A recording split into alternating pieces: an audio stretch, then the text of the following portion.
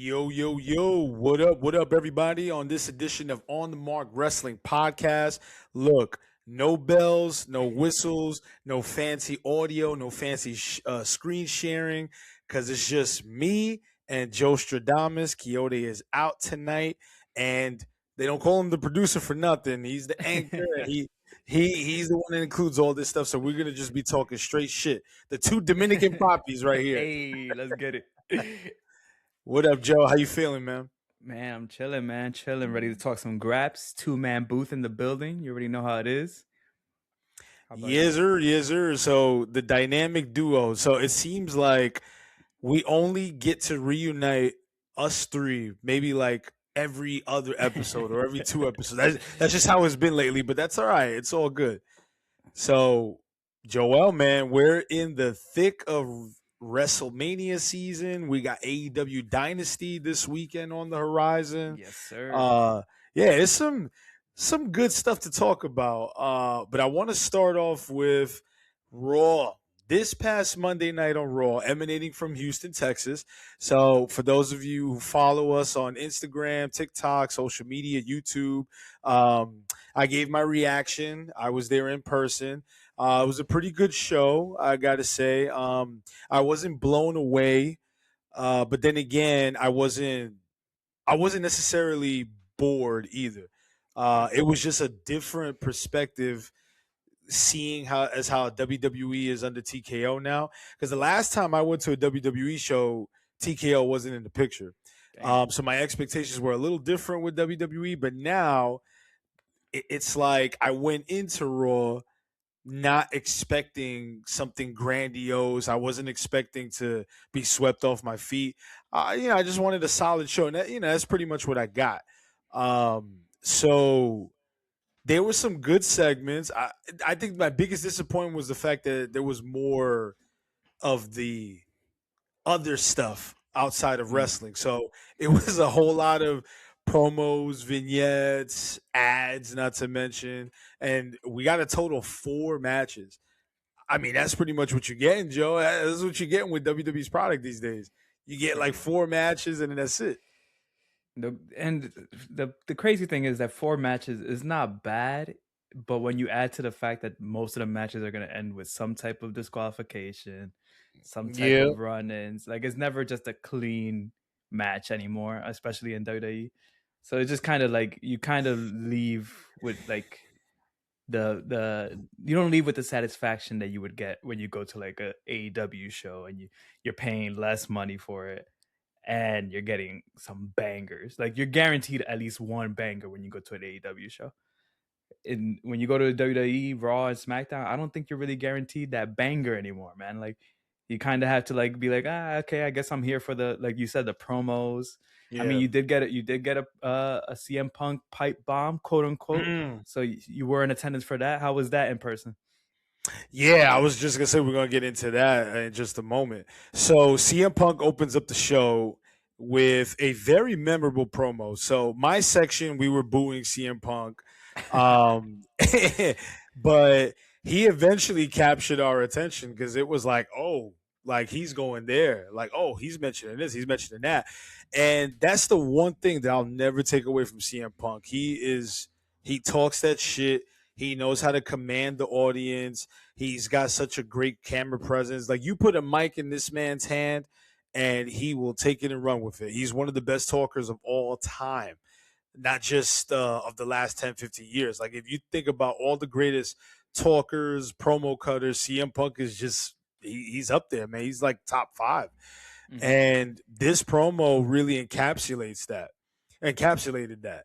What I liked about it too was how the biggest takeaway for a lot of fans that were watching was the fact that he mentioning lowering the ticket prices because he was continuing from that promo that Pat McAfee cut on last week's SmackDown. And in the arena, you asked about how it was in person. It was a hot start, man. The fans were really into hanging on every word that he was saying. And there were some mixed reactions every time he would mention Roman Reigns and stuff. You got some OTC chants, but that's par for the course because you got two baby faces in the main event. Yeah. what was really enticing, Joe, and I want to get your thoughts on this. What was really enticing and intriguing was him name dropping Dwayne, and he name drops Dwayne every now and then, Yeah. but for some reason this felt a little different. I felt like it was all too convenient for him to just be name dropping The Rock when he didn't really have to get his point across. So, what do you think? Because right now the rumors, I read a couple of posts online, and again, these are just all rumors. All we can do is speculate, but supposedly there's a big possibility that The Rock will show up at WrestleMania and involve himself in the main event. Mm, My prediction is that he does. mm. And I don't want to set that bar too high for myself, but my prediction is that he does get involved, and we finally get that set up for Rock and Roman. But Joe Stradamus, you are the predictor of all things. What we got I mean, going on, man? man, I honestly was very like I was thinking about this as well. You mentioned it earlier in text messages, and I'm like, I don't want to get my hopes up because I feel like we all did this to ourselves last year Yeah, with the Cody Rhodes John Cena match, and we were waiting for The Rock, and Travis Scott was what we got, and it wasn't The Rock at all, and it left that whole arena very like depleted, and you could just tell that they were just waiting around to hear that final boss music. But now that you mention it, man, it kind of makes sense. Like you said, CM Punk mentioned him. He mentioned him by name. And we've also had this whole storyline of CM Punk kind of disrespecting the bloodline. yeah, So it makes sense a little bit because we do need that payoff of like what happens when the rest of the bloodline realizes that Roman isn't defending the family anymore, right? Because that's what the Usos were saying. Like, you gotta get him. He's talking shit about our family. You gotta get him. And Roman was a little bit like lax about it. He was like, mm, he was like, mm. all I care about is being a family man. I got my kids. I got my wife. So like he kind of seemed like he wasn't really taking care of the family anymore in a sense. So maybe this is that, like you said, that setup for The Rock to show up and be like, I gotta put this guy down since you didn't do it, right? Or something like that. And then that's what could lead to maybe next year WrestleMania, Saudi Arabia, Rock versus Roman. That's a big time match. If anything, they would do it in Saudi, right? Like that makes Of sense. Like course. if the Saudi prince or the Saudi government or whatever asks for The Rock, they're gonna get The Rock, right? So we'll see. I mean, it makes a lot of sense. I still think that we won't get it at WrestleMania just because I feel like we're gonna get like a clean match between Roman and Punk. I don't know who ends up winning that, but I think we'll get a clean match. But maybe that Monday night after WrestleMania, we see maybe that's when we hit that final boss music. The Rock comes out. I could see something like that happening. But I just don't want to get my hopes up, Lou. Hmm. I don't want to get my hopes up, Lou. So I'm gonna say no. I'm gonna say no, but I hope it does happen. And the only reason I say, because a lot of people, a lot of fans nowadays, they want to talk shit about The Rock, like he wasn't one of the most entertaining wrestlers of all time, like he's not one of the best wrestlers of all time. So we gotta. I know there's a lot of fans nowadays that have kind of turned on The Rock, but you have to admit that when he's in the picture, everything is more interesting. That Cody Rhodes feud would not have been the same without The Rock being involved. When Cody won that True. title for the first time, Cody finishing the story would not have been the same without The Rock.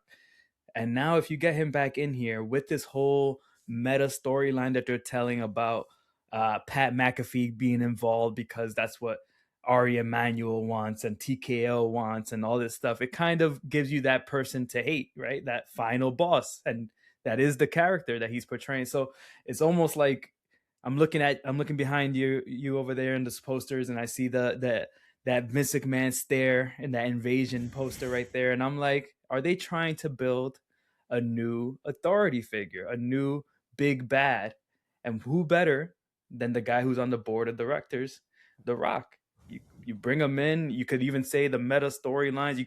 You could do it for Unreal on Netflix and be like, oh yeah, The Rock came in and messed up all our stories. We weren't expecting this.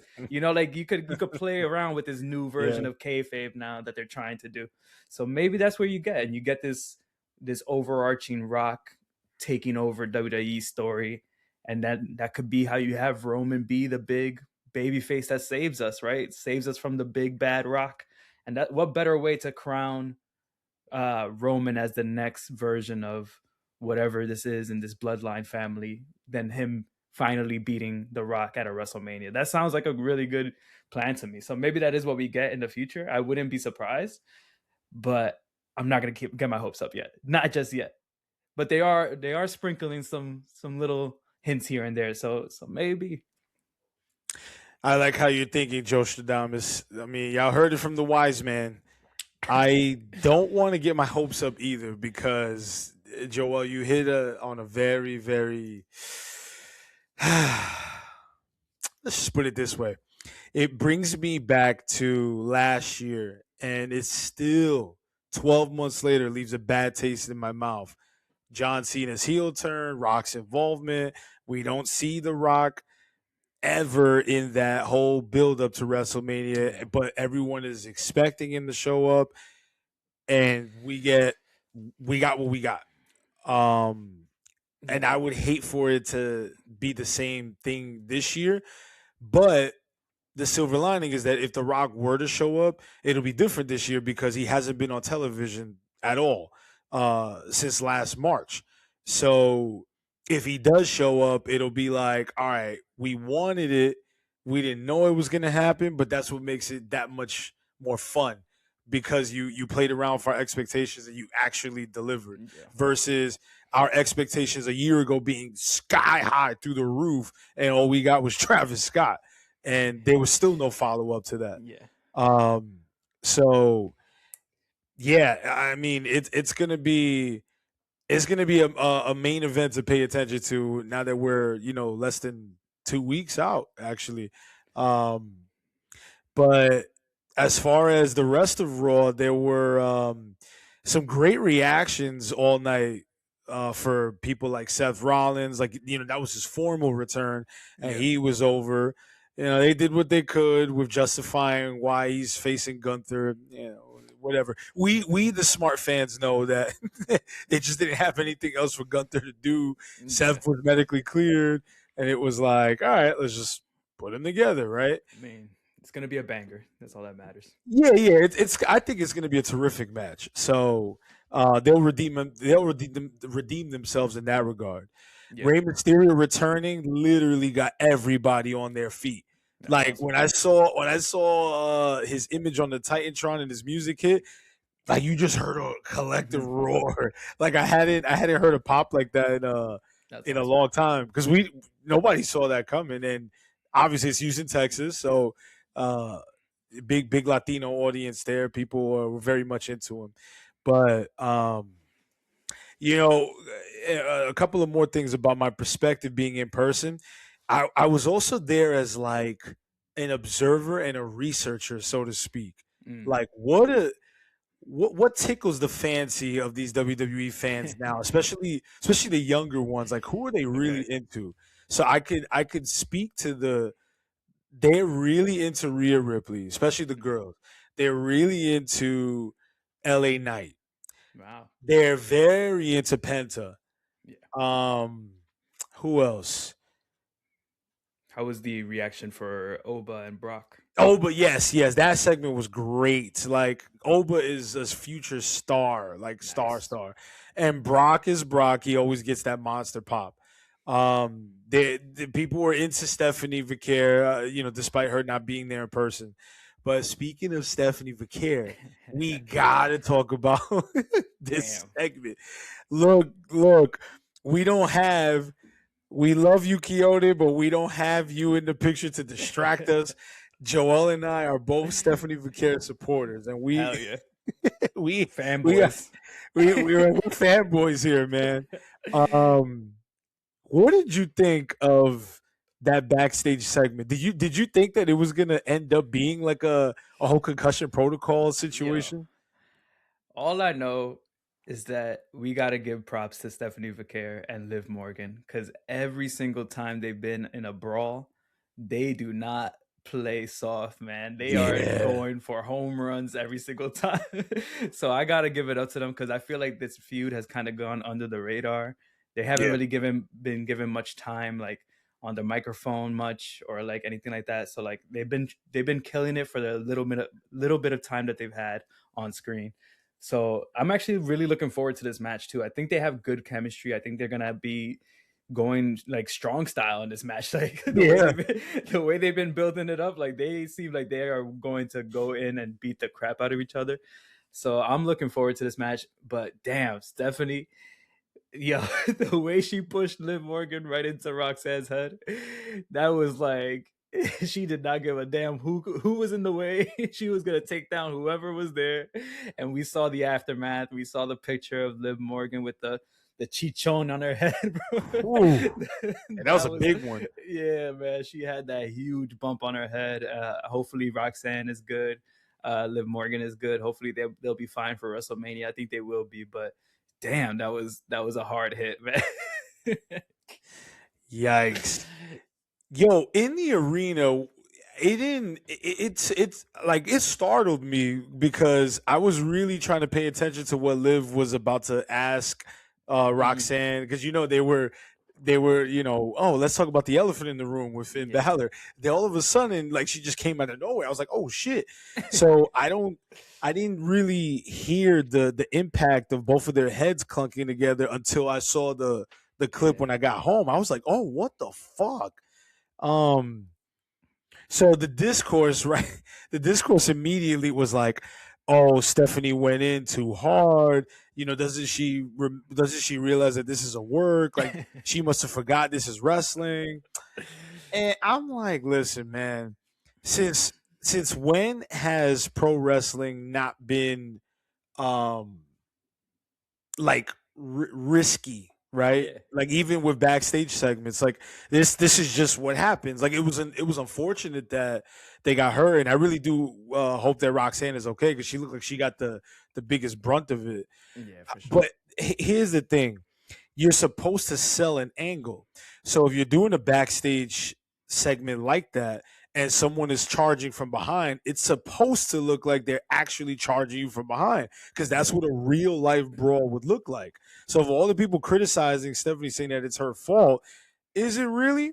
Because when they were setting up the segment, Liv Morgan and Roxanne are very similar in stature. They're both about the same height. Stephanie Vaquer is way bigger, way taller. So if she's coming full throttle, my whole thing is why would you have Liv and Roxanne be within such close proximity Yeah. And and not not physically. expect like Yeah. a collision to happen like that? You know what I mean? So I think it's unfair if people are putting the blame on Stephanie, and I'm not just saying that as a fanboy, but I think it is unfair to put the blame solely on her. Like it was an accident, and hopefully it didn't turn out terribly for Roxanne. We know that Liv is recovering. The chichong is the swelling has gone down. Um, but but yeah, I mean it was just an unfortunate circumstance. But that out of this whole feud, that might have been one of the most effective segments. I mean, yeah, and now you got the idea, us wrestling fans, like you said, like the smarter wrestling fans, we know what the concept of a receipt is, right? So now people are gonna Oh be yeah. looking forward to like, is Liv Morgan gonna stiff her real quick during this match? Ooh. Is she gonna get her receipt? Like it kind of builds that like real fight element to it, right? Like it's like, yeah, we all know it's a work, but maybe these two don't really like each other. Maybe they are trying, maybe it is on site, like, hey, I seen you in the back. I'm gonna push you down. I don't care who's around. I don't care if Roxanne's in the way, because that's the point of the feud. I gotta sell the feud, like you said. And we gotta say, Liv Morgan was the one that started talking about moms and calling her mom a puta and all this shit. Like Basura. you can't talk about a Latina's mom like that, bro. Only You they can can't. talk about their mom like that. They once you start talking about it, it's on site. It's on site. So Liv That's it. Morgan, she got what was coming to her, man. So I don't know, man. But like I said, I am looking forward to this match, and I think they've sold the match really well. Like I said, we got to give show some love. If we had the fancy graphics right now, we would be showing love to Liv Morgan and Stephanie Vaquer, because they have really done what they can with this feud, and I'm looking forward. It's one of the matches that I'm really looking forward to at WrestleMania, actually. Yeah, well said, Joel. I think this is one of my most anticipated matches too. And they've done a great job building it up. They really have. Even with Stephanie's language limitations, um, she's done an effective job with just coming across like someone who wants to whoop Liv's ass, and Liv plays the role of like the mean girl so well too. Yeah. You know, so definitely looking forward to this match. I think Liv goes over. I guess that would be the smart call, right? Like just have her win the title and then have like a little restart or refresh for Stephanie Vaquer. Yeah. Now, Now, I gotta ask you, Lou, about something. I haven't spoken to you about this yet. Yeah. What is your initial reaction to the Pat McAfee of it all? Pat McAfee getting involved in this Cody Rhodes, Randy Orton storyline. The fans are mad. Are you mad? Of course the fans are mad. Are you upset? Are we all just falling for another WWE let's upset the fans storyline? Is that what's going on here? Yeah, we do got to talk about the Pat McAfee of it all. I saw that shit in real time because I was actually watching SmackDown for that first hour. And when he showed up, I was just confused more than anything else. It was just the bewilderment and not anger or frustration. And you know what? A lot of fans were confused, but then it turned into like just straight up hate. Like, why Pat McAfee? What the fuck? Like, this is terrible. WWE is doing this, that, and the third. They're desperate to sell tickets, which, you know, to some degree might be true. I think I want to just wait and see how this plays out before jumping the gun, because you know he's only made one TV appearance. I don't know. I think the promo was fine for what they were trying to achieve. I think it was a little too meta though, bringing attention to WWE's shortcomings over the last couple of years with that was high price ticket sales. And I think they were pandering to the Attitude Era fans a little too much. It's like, yeah, Attitude Era fans are still around, but we don't need that much acknowledgement. Like, you know what I'm saying? Like, it also doesn't really make sense because Randy Orton is an Attitude Era. Thank you. I was confused by that one. I was like, "Do you mean ruthless aggression, bro?" Like, thank you. And exactly, it doesn't make sense because Randy Orton is a product of post Attitude, like after the Attitude Era ended was when you got the class of Orton, Cena, Batista, Brock Lesnar, you know, all your Shelton Benjamins, guys like that. So for him to even be bringing up the Attitude Era was weird. Like, that was really weird. Yeah, this is more. I gotta say, like, I'm interested to see what they do over the next 2 weeks before WrestleMania. Could they have picked somebody better? Sure, I guess. But my biggest critique is that I don't think this feud needed anybody else. Like, why did they have to bring in a third party? You had enough story with Cody and Randy as it is. Like, they've got history with one another. You could have capitalized on Randy Orton hearing the voices again. You know, bring it back to like his IED condition. Yeah. You know, for those of you who've been watching long enough, back in 2009 when he was punting people, intermittent explosive disorder is what he described it as. So they could have played on that. So I don't really see the purpose behind and Pat McAfee out of all people, right? So that's why I'm intrigued, I'm confused all the same. But it is very evident. It's becoming very evident that WWE is coming across like they're in panic mode in order to make this WrestleMania seem buzzworthy. They want to increase ticket sales. So, you know, they're including people like IShow Speed and Yeah, they're throwing in random people in the ladder match, which I think the ladder match will be amazing, but there's no real story to it other than let's just put a bunch of people and have a ladder match just because we need some WrestleMania moments. And now you got Pat McAfee. So yeah, Yeah. I mean, when I saw it, I was watching it live too. Actually, no, I wasn't watching it live. I watched it like maybe a couple, like 30-minute delay or something. So I was watching it, like catching up to it as it was airing live. And when I saw it, I was just like, really? Pat McAfee? Like, out of all the people, like they've been building up this whole like who's he talking to on the phone storyline for like weeks now. And that's who the payoff was. But at the same time, I'm not feeling the same way as like the IWC where like they're all up in arms and angry. I kind of yeah. feel like I think I kind of feel like indifferent about it. It's just like, okay, I don't know where they're going. I don't know if I care. Like That's you the other said, thing too. We may yeah, not care enough. yeah. Like I feel like this was one of those things where it was like, yeah, it could have been like a Ric Flair or an Arn Anderson or something like that. That maybe would have made more sense. But at the same time, maybe that doesn't get the reaction that they want from the community, the wrestling community, and the fans in person. So I guess I kind of see where they're going, but it does reek of desperation, right? Like it seems like they want that ESPN partnership. They want that on ESPN the next day. Pat McAfee could talk Yeah. about it. It's a good way to get eyes on the product, I guess. But at the same time, it's like you're sacrificing the overall storyline for like a moment, which is kind of what we've been talking about on the show for a while now.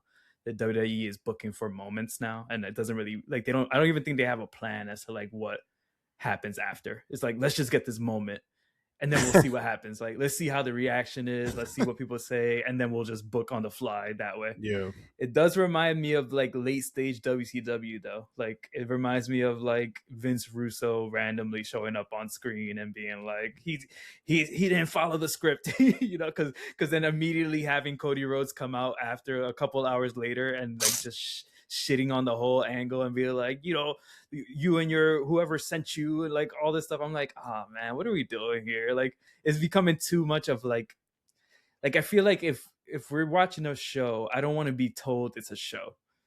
Like, right? Like I Exactly. don't watch Game of Thrones and they or like any show, Breaking Bad, or any show that you can name. They don't mention the fact that it's a TV show. But I Right, understand they're that. not breaking the fourth wall. Yeah, I understand that wrestling is this real weird world of like reality and kayfabe at the same time. So like that's kind of part of it. Now it's become part of it. Ever since like the Attitude Era, it's kind of just been like one day it might be kayfabe, one day it's not. But now you're just kind of like the fact that you're pointing out that it's like, yes, ticket sales are bad. You're pointing out it's just weird. Like it's a weird situation of like now we're talking about the business of pro wrestling instead of the actual pro wrestling. And it's like at this point you're kind of doing a disservice to not only Cody Rhodes, who's been carrying your company for a couple of years, but you're also doing a disservice to the fans who are there in attendance, being told that you pay too much for these tickets, basically. Yeah. Especially Yeah. with the CM Punk promo responding to that on Monday, saying like, "Yeah, the prices are too damn high." Like, it's like, what are you like now? Everyone who paid for WrestleMania already is like, damn, did I pay too much for WrestleMania? Like, CM Punk has a point. Did I pay too much for this damn show? Yeah, It's he's not got a selling out point. yet. Are they about to lower the tickets now? Meanwhile, I already paid for my ticket months ago. Like, you're kind of putting this weird situation where you're making the fans think too much about the inner workings of what goes on, and I think that does a disservice to the overall product. Because now, how do I separate myself from this storyline that is meta, and then if I go to like Liv versus Stephanie, that's just a storyline, right? It's not supposed to be meta. So like, how am I supposed to like separate myself as a viewing member of the audience? How do I know which one is the meta storyline, which one is like the in this business storyline versus what is the actual just pro wrestling? Like, it just becomes confusing in a sense. And I think about it from like a casual fan or someone who's brand new to wrestling. What are they supposed to like? How are they supposed to interpret this? What are they supposed to think about this? Like, it kind of just throws you all off, especially if you have no idea who the fuck Pat McAfee is. Like, if you're not a football fan, if you're not an ESPN fan, and now all of a sudden this guy has been thrown into the main event of WrestleMania, which is already a 20-year storyline that could have been told between Randy Orton and Cody Rhodes, and now it's just like, let's just throw Pat McAfee in there because it's a moment. Like it becomes a little too complicated, and it's like you're putting a hat on top of a hat on top of a hat, and it's just like I just don't get the end game here. The only thing, and it's funny we mentioned this in the beginning of the show, the only thing that could kind of retcon like the past 2 years of booking with the Cena heel turn and all that is if The Rock shows up and is basically like, I'm the one that's been doing all these things behind the scenes. I'm the one that's been pushing these people to be put into these spots. I've been telling Triple H that he has to put Pat McAfee in the main event. Like if it becomes like this super meta story like that, then maybe they could salvage all this. But right now it's been like I hate to say it, but it's been like a 2 to 3 year decline in storytelling in WWE. And that was the one thing that they had above the competition. Whenever we were talking about, whenever the fan bases would get to arguing about what's better, AEW, WWE, they would always be like, yeah, you guys have 5-star matches, but we got stories. We got cinema. Right. We have cinema. Yeah. And now I haven't seen any cinema for the last 3 years. Ever since we've seen cinema, right? It's been your local theater cinema. It's been like D movies, not even B movies, because even B movies are good. It's been like your parody movie, like scary movie. Great points, Joel. You're bringing too much attention to the inner workings of the business, and at the end of the day, this is supposed to just be a sports entertainment storyline driven. But if the story is bringing too much attention to ticket prices, what the hell does that have to do with Orton and Cody facing each other for the WWE Championship? Like, you tell me, like, and you're shining such a bright light on the fact that the people sitting in attendance, they paid their hard-earned money, but you're telling them that the prices are too high. Like, I don't fucking understand. That's like if an announcer at any sporting game, I'm just going to use the Yankees as an example, right? But like, that's like in the 5th inning or right before the 7th inning stretch, someone comes on and says, man, we're going to make this game really exciting because these ticket prices are way too high. You guys spent an arm and a leg, and we're going to try to rectify this. Like, what? I don't get it. But I mean, people are still tuning in, and people are still talking about it. So I guess it's getting the reaction they want. But I just don't see how this ends well. Mission accomplished. And I get that controversy sells, and any type of press is good press, as they say. But sometimes it's not the attention that you want. Sometimes the negative attention just gets people talking about it negatively. Yeah. So if that's what you wanted, then that's what you got. Yeah. You know what I mean? Be careful what you wish for. Yeah, I was listening to Tony Khan on Tony Khan had an interview with Vince Russo and Coach, the Coach and Bro podcast, I think they're called. I know, the Coach and Bro. And it was actually a really good interview because it was kind of like a hostile environment for Tony Khan because Vince Russo and Coach have talked their shit about AEW before, but Tony Khan was like straight up open to like their ideas and suggestions. And one of the things Vince Russo was saying was like when he saw this type of like stuff back in the Attitude Era is when he would attack from his point of view, attack the other show. Because it's like, okay, the fans are starting to be like, what the hell is WWE doing? Too many celebrities involved, all this stuff. So like in Vince Russo's like point of view is like, oh, this is a good time for AEW to start like attacking WWE on TV. And Tony Khan was kind of like, nah, I'm not doing that anymore. Like he's like, I took that approach originally. He's like, no, I think we've been steadily improving. The ratings are going up. The pay-per-view buys are going up. He's like, I'm just gonna stick to the course because it seems like we're doing a good thing. And I have to applaud Tony Khan because I know at a time like this where the fans are looking for an alternative because they are upset about all the celebrity involvement and all that. It's very easy for him to probably take a couple shots if he needed to, But he's instead he's like, no, I'm gonna stick the course. I think slowly we're building our fan base back up to where it needs to be. So I gotta applaud Tony Khan. I feel like he's bringing a bright light to wrestling instead of being the toxic, trying to like like get the flames going against between the two companies. Instead, he's like, nah, we're here, we're the alternative, we're a good show, and we're about wrestling.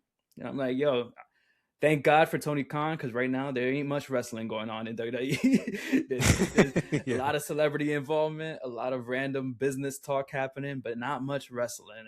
And it's kind of to the point where the WWE Universal title is not even the focal point of WrestleMania. It's now Pat McAfee is is the focal point of the main event of WrestleMania. So it is what it is. We'll see what happens come 2 weeks, but right now it's not looking too bright for me, man.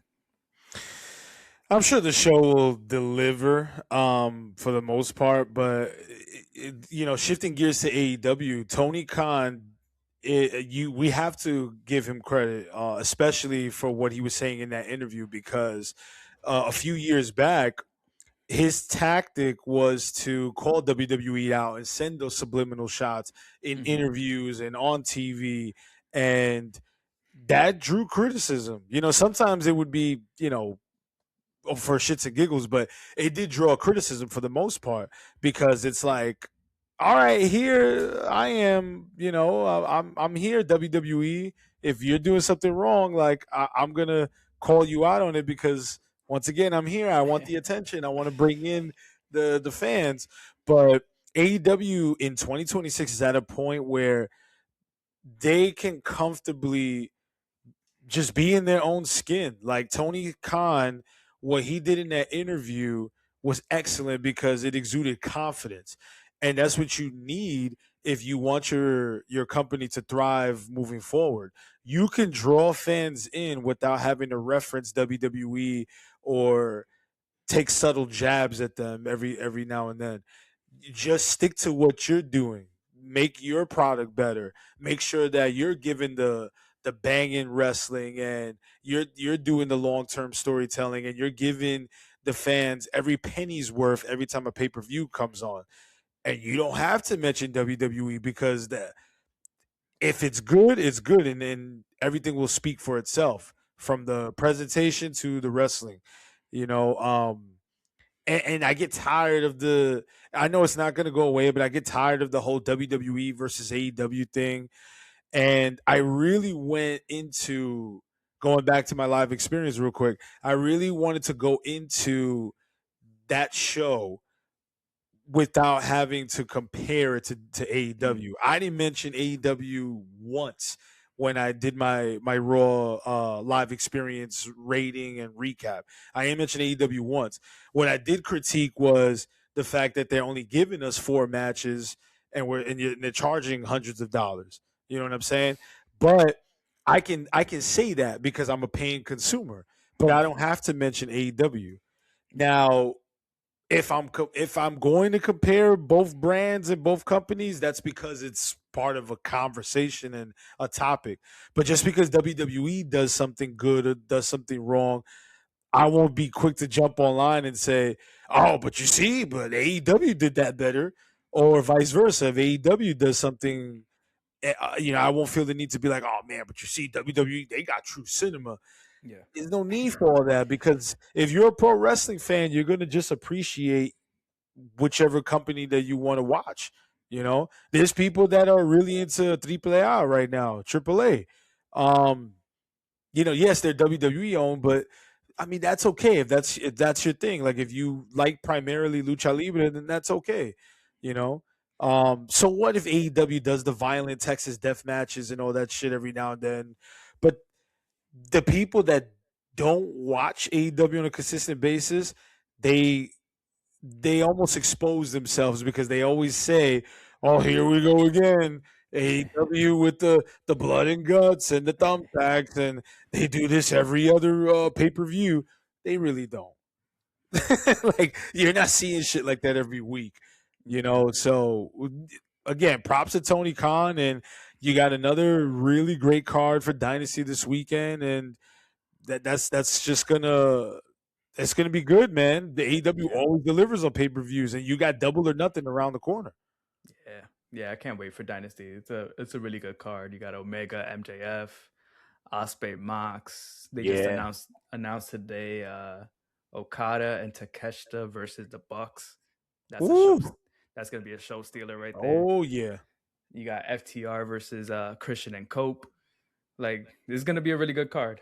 So I'm excited for that. I'm sure there's gonna be like 15 matches and it's gonna go to past midnight. But that's the best thing about this time right now. Like we have if you want the WWE style, you have the short pay-per-views, the 4-match cards. That's fine. But also if you want a lot of wrestling, you have AEW and they're gonna give you the best bang for your buck. It is a pay-per-view, so you are paying for it, but you never feel like you are like getting gypped when you're paying for an AEW pay-per-view. Like you're getting your $50 worth or whatever you're paying. And you got to give it to them, man. They've been consistent. I don't think I've seen a pay-per-view run this consistent like ever when it comes to pro wrestling. Like the amount of bangers that we get, the amount of surprise appearances we get on every pay-per-view, like there's always something going on. So yeah, like we said, props to Tony Khan. And I think I've started kind of like shifting my mindset when it comes to WWE a little bit more. Like now when I watch WWE, I kind of just know that what I'm going in for, right? Like I know it's not going to be the quality of AEW. I know it's not going to be like the match quality of AEW, but it is going to be like a good like reality garbage TV type show, right? Like I'm just there. I'm kind of there just for like the vibes and like to see like how they fix this car crash of a main event. Like I'm interested. I'm intrigued by like all this randomness. Almost, it's like, what are they gonna throw at the wall this week to see if they can sell some tickets? Yep. So and like it kind of is like it's a fun like it's like watching a bad, like you said, like watching a bad movie, but you know it's bad, but it's fun at the end of the day. So that's kind of where I'm at with WWE. It's still good, it's still entertaining, but I know it's not to the level ring quality wise, at least, of an AEW. So different things for different folks, I guess, and I'm enjoying both. So I can't talk too much shit about either company right now. Beautifully said, JoeStradamus. Any final thoughts as we wrap up? We got AEW Dynasty and WrestleMania around the corner, and then, well, I think there's Backlash, but after Backlash, the On the Mark Wrestling Podcast boys will be in attendance for Double or Nothing. Let's go. Very, very excited. We're going to be in New York City. So for those of you who content create, we would love to link up. So yeah, stay tuned for more content on that. Yeah, for sure, man. Yeah, if you happen to recognize us, if you're a listener and you're there in Queens, New York, please come up to us. We all cool. We're not gonna Hollywood you. We ain't big time in nobody. We'll take pictures, we'll do all that stuff, we'll do content like Lewis said. We'll definitely gonna be looking to interview fans and all types of stuff while we're out there. So for sure, make sure to stick to On the Mark as we get closer to Double or Nothing in Queens, New York. Yes, sir. And on that note, be well, everybody, and stay tuned. Peace out. Peace.